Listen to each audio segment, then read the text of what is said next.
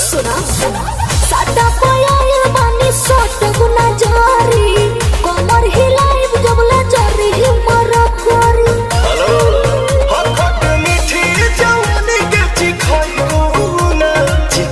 बुना बबुआ के खुश करके जाइबू ना यारे आरा में दोबारा फेरू आइबू ना बबुआ के खुश करके जाइबू ना बबी आरा में दोबारा फेरू आइबू ना।